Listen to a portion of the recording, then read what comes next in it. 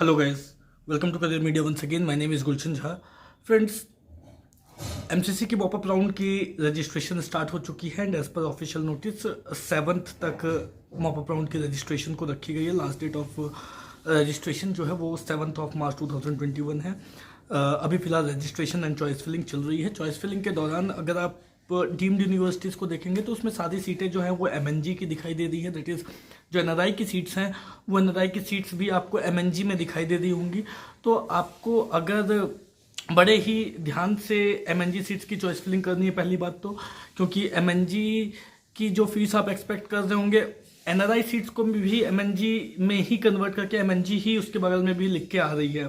तो उनकी फ़ीस को देख करके आपको चॉइस फिलिंग करनी है कि अगर वो फीस आपके लिए अफोर्डेबल है तभी आप उसके लिए चॉइस फिलिंग करना, अदरवाइज मत करना। दूसरी बात क्या है कि जो मॉपअप राउंड में जो चॉइस फिलिंग होगी ये सेम चॉइस फिलिंग आपकी स्ट्रे वैकेंसी राउंड में भी कैरी फॉरवर्ड होगी, क्योंकि ऑल इंडिया कोटा या फिर जो डीएनबी की सीट्स हैं या फिर जो एनबी डिप्लोमा की सीट्स हैं इनकी ऑफलाइन काउंसलिंग नहीं होगी। हालांकि डीम्ड की जो है स्ट्रे वैकेंसी राउंड वो ऑफलाइन होगी, बट जो ऑल इंडिया कोटा सीट्स हैं या डीएनबी है या एनबी डिप्लोमा है इनकी ऑनलाइन काउंसलिंग ही होगी। और स्ट्रे वैकेंसी राउंड में आप अपने चॉइसेस को चेंज नहीं कर सकते। जो चॉइसेस आपने राउंड 3 में फिलअप की होगी वही चॉइसेस आपकी स्ट्रे वैकेंसी राउंड में कैरी फॉरवर्ड होगी एज इट इज़।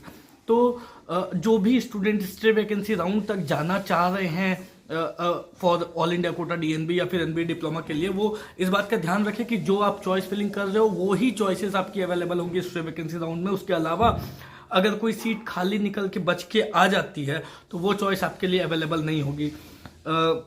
तो इसलिए जो भी पॉसिबल ऑप्शंस है आपके पास बैकअप को रखते हुए वो सारी चॉइस फिलिंग आपको ध्यान से करनी ज़रूरी है। एट द सेम टाइम जो चॉइसेस आपको लेनी है, जो भी सीट आपको लेनी है या जो भी चॉइस फिलिंग आप कर रहे हो वो उन्हीं कॉलेजेस को डालना आप जो आपको लेनी हो, क्योंकि एमसीसी की तरफ से सीट ब्लॉकिंग को लेकर के स्ट्रिक्टली एक नोटिफिकेशन दी गई है कि अगर किसी स्टूडेंट को इस तरीके से पाया जाता है, मलिशियस एक्टिविटीज़ में पाया जाता है, अगर सीट ब्लॉकिंग के कंटेंट में सीट ब्लॉकिंग की एक्टिविटी में पाया जाता है तो उसके ऊपर फिर स्ट्रिक्ट एक्शन होगी, उनकी कैंडिडेचर भी कैंसिल होगी, अदरवाइज और पेनल्टी जो होगी वो तो अलग होगी ही।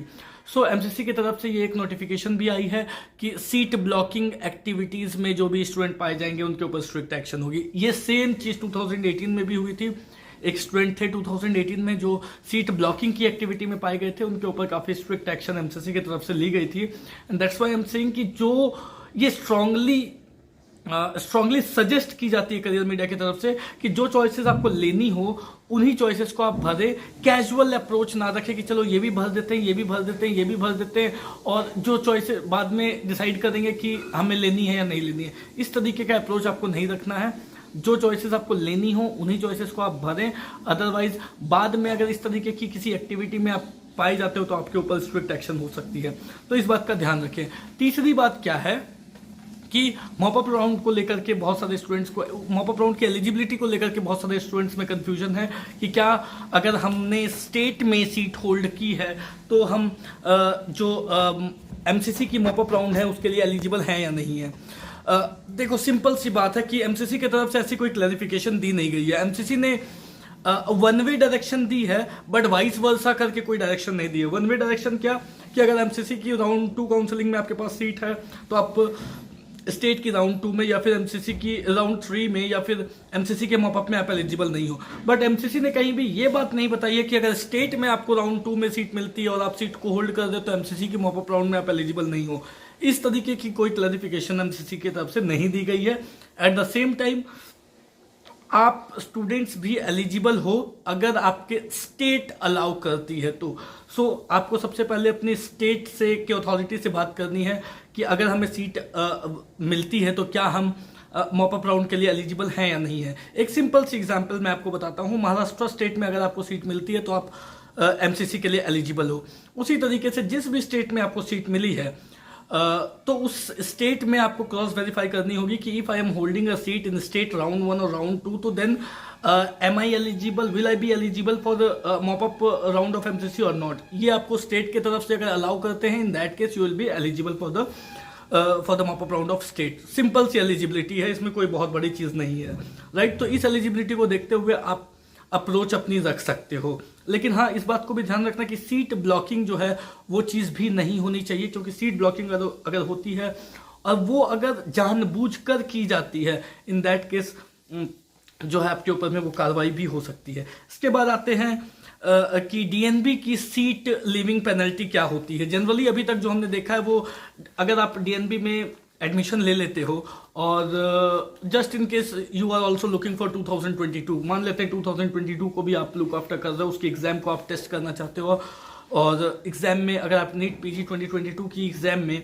आप क्वालिफाई करते हो और उस टाइम में अगर आप सीट को छोड़ते हो तो क्या पेनल्टी होती है।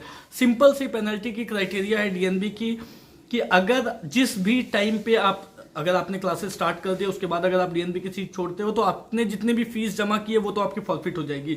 1,47,000 की फीस है इंक्लूडिंग ऑफ टैक्सेस, तो वो जो आपने फीस जमा की है वो तो पूरी फॉरफिट हो जाएगी, वो आपको वापस नहीं मिलेगी। At the same time next 3 years के लिए आप डीबार्ड हो जाओगे डीएनबी की काउंसलिंग से, but you can leave the seat if you think that okay आपको ऑल इंडिया कोटा में या फिर कहीं पे भी इससे बेटर सीट मिल रही है और आप छोड़ना चाहते हो उसे, नीट पीजी 2022 के एग्जाम में आपकी अच्छी रैंकिंग आई and then and there you decide that you want to leave the DNB seat जो आपको 2021 में मिली है, जो आपने ज्वाइन कर लिया है, तो उसकी सिंपल सी रूल जो अभी तक है वो यही है कि you can leave the seat, but the thing is कि जो आपकी फीस जमा की है वो आपकी फॉरफिट हो जाएगी और नेक्स्ट 3 इयर्स के लिए आप डीएनबी की काउंसलिंग से डीबार्ड हो जाओगे। So this is the seat leaving penalty for DNB. आते हैं, आगे बढ़ते हैं, कुछ और चीज़ों को देखते हैं। एएफएमसी की भी मॉपअप राउंड की जो है काउंसलिंग उसकी डेट्स आ चुकी है। 8th and 9th मार्च को एएफएमएस की मॉपअप राउंड काउंसलिंग कंडक्ट होने वाली है। सिंपल सी क्राइटेरिया है कि जिसके पास कोई भी सीट होल्ड कर रहे हैं वो एएफएमएस की जो काउंसलिंग है उसे अटेंड नहीं कर सकते। सो अगर आपके पास सीट है तो you are not eligible for AFMS counselling. और 8th और 9th मार्च को जो पुणे हेडक्वार्टर है वहीं पे आपको ऑफलाइन काउंसलिंग कंडक्ट होगी, एज वी ऑल नो। 7:30 बजे 8th मार्च को सुबह 7:30 बजे सभी स्टूडेंट्स को पहुंच जाना है to attend the AFMS counselling. जो सीट मैट्रिक्स है वो सीट मैट्रिक्स भी पब्लिश की गई है, कुछ सीटें सर्जरी की और इनकी एनेस्थीसिया वगैरह की बाकी है। If you wanted to attend you can attend, right. ये चीज़ें हो गई। अब आते हैं कि तेलंगाना की फेज 1 काउंसलिंग ओवर हो चुकी थी।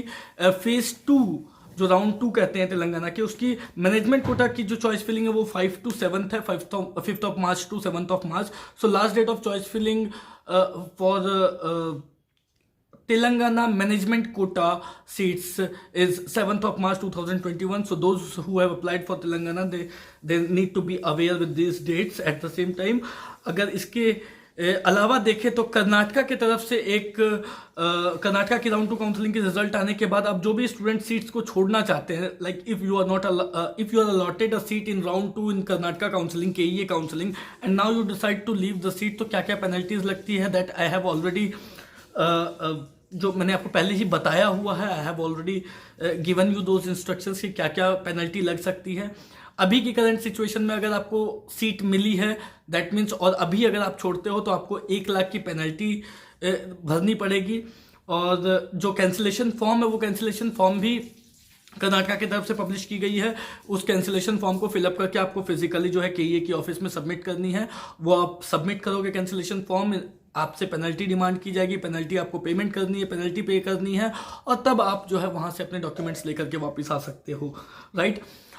साथ में अगर ये सीट आप मॉपअप राउंड स्टार्ट होने के बाद छोड़ते हो तो ये जो 1 लाख की पेनल्टी आपको अभी लग रही है वो तब आपको 15 लाख की पेनल्टी लगेगी। तो वो एक बहुत ही बड़ी अमाउंट हो जाती है अगर आप इस सीट को मॉपअप राउंड के बाद छोड़ते हो तो। सो दैट्स वाई अगर आपको डिसीजन लेना है तो अभी आप ले सकते हो। तो ये सारी अपडेट्स अभी फिलहाल तक की है। जो मोस्ट इंपॉर्टेंट चीज़ थी वो ये थी कि मॉपअप राउंड जो है इसकी ऑल इंडिया की वो स्टार्ट हो चुकी है। तो इस बार आप जो चॉइस फिलिंग करोगे वो ही चॉइस फिलिंग आपकी स्ट्रे वैकेंसी राउंड में भी कैरी फॉरवर्ड होगी। सो जो भी बैकअप आपको ऐड करना है और जो सीट आपको लेनी ही लेनी है उन्हीं को आप इसमें डालें, जिससे कि सीट ब्लॉकिंग की एक्टिविटीज़ से भी आप दूर रहें। एट द सेम टाइम अगर आपको वो सीट स्ट्रे में भी मिलती है जो आपको लेनी है, वो अगर आपको मॉपअप में नहीं मिलती है, स्ट्रे में मिलती है, तो आपके पास वो ऑप्शन रहे, वो आपको मिल सके। खाली बचती है तो वो आपको मिल सके और फिर आप अपने कोर्स को स्टार्ट करके आगे कंटिन्यू कर सके। तो ये टोटली अपडेट्स थी। अगर कोई डाउट हो, क्वेरी हो, तो दिए गए नंबर पे कॉल करके आप पूछ सकते हैं।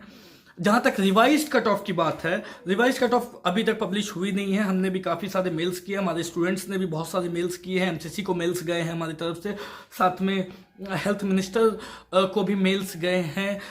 इसके साथ साथ फोर्डा की भी इन्वॉल्वमेंट अब देखने को मिली है। FORDA, federation of resident doctors association जो है, उनके तरफ से भी इन्वॉल्वमेंट देखने को मिली है। उन्होंने भी हेल्थ मिनिस्टर को एक लेटर सेंड की है, एप्लीकेशन सेंड की है, जिसके तहत ये चीज़ें मेंशन की गई है कि मोर देन 6000 सीट्स अभी वैकेंट है और students are desperately waiting for the revise cut off to come, जिससे कि वो क्वालिफाई हों और काउंसलिंग को अटेंड कर सकें। क्योंकि ये थर्ड राउंड है एक तरीके से, अगर आप देखें ना तो ये मॉपअप राउंड एक आखिरी राउंड है काउंसलिंग की।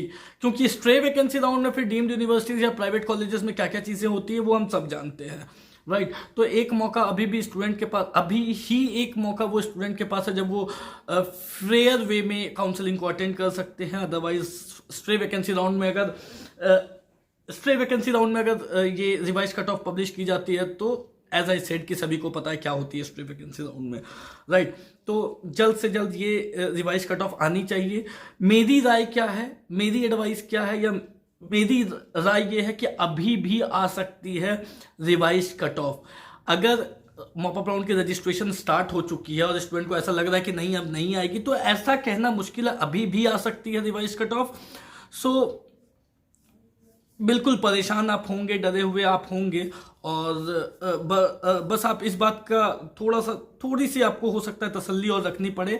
और जैसा मुझे लगता है कि रिवाइज कट ऑफ इस बार अभी भी आ सकती है, कोई बड़ी बात नहीं है अगर रिवाइज कट ऑफ आज या कल में आती है और जो लास्ट डेट ऑफ रजिस्ट्रेशन है उसको और थोड़ी आगे बढ़ा दी जाए तो कोई भी बड़ी बात नहीं है। इसलिए बहुत ज़्यादा परेशान होने की ज़रूरत नहीं है। रिवाइज कट ऑफ आएंगी, ऐसी कोई इंडिकेशन, कोई इन्फॉर्मेशन, कोई ऑफिशियल नोटिस नहीं है जो ये कहती है कि रिवाइज कट ऑफ नहीं आएगी या मॉपअप के पहले नहीं आएगी। ऐसी कोई बात नहीं है। अभी भी मुझे लगता है कि रिवाइज कट ऑफ जो है वो मॉपअप राउंड के होते होते तक जरूर आएगी। So that's all for today. मिलते हैं नेक्स्ट वीडियो में कुछ और अपडेट्स के साथ। कोई भी डाउट, क्वेरी हो तो दिए गए नंबर पे कॉल कर सकते हैं। Thank you so much.